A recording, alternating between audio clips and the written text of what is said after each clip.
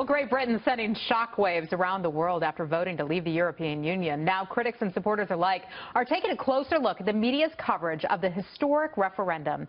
Here's Fox Business Network's Charles Gasparino sounding off on the BBC's handling of the lead up to the vote. Check it out.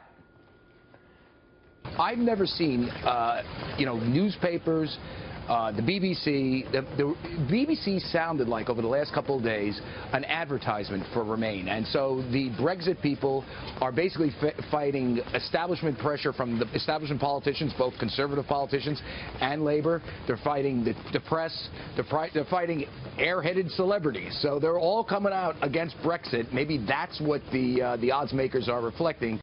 Well, joining me now, Howard Kurtz.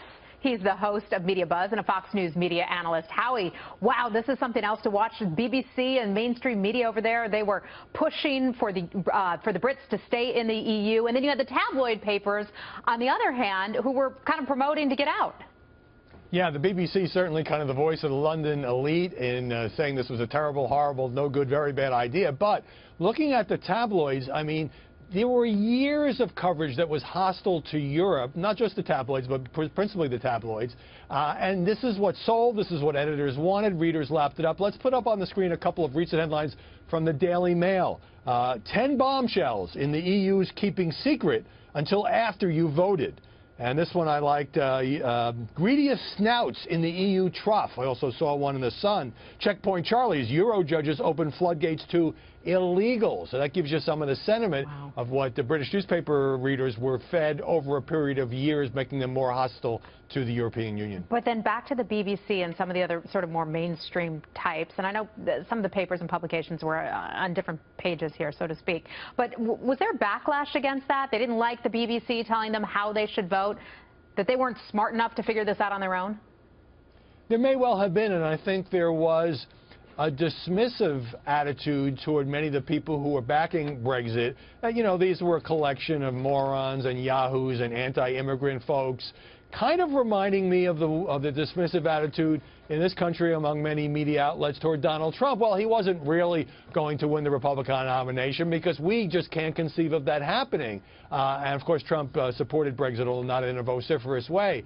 And so it seems to me there are parallels here because there really shouldn't be all this shock and amazement this morning about the way the vote went. The polls showed that it was very tight, but I think there was a collective attitude here and perhaps in the British media lead of, in the end, the Brits will come to their senses and they will not vote to exit.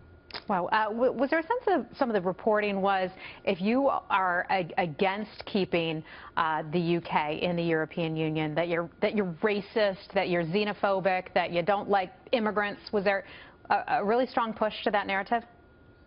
I think that there was, and, it is a classic example of blaming the voters who, in this case, turned out a majority of them, 52%, I guess, was the final tally, saying that what we get from the European Union is too many burdensome regulations, open borders. I mean, there really are echoes to the American political debate as well, and it doesn't make sense. I mean, every movement is a collection of groups, and some of these people may have had less than pristine motives, but it doesn't make sense to blame the voters. The voters are the ones who get to decide in a democracy. Britain is a great democracy, and even with the stock markets plunging now and so forth, the country will get through it. Well, Howie, it's just kind of an interesting parallel because here, some people who support building a wall, for example, some Donald Trump supporters are called racist just because they want to have border security, and it seems like that was an issue over there as well. I'm wondering, Howie, what the message is. What's the takeaway for U.S. media as we go forward in this election and having watched what just happened there?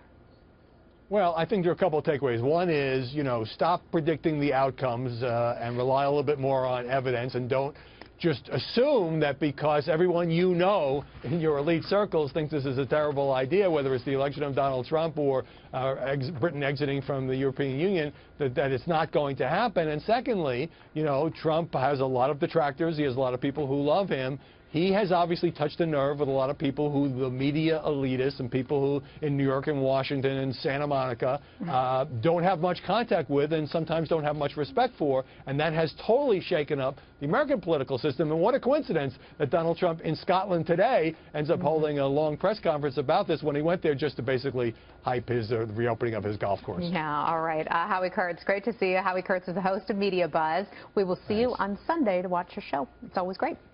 Thanks.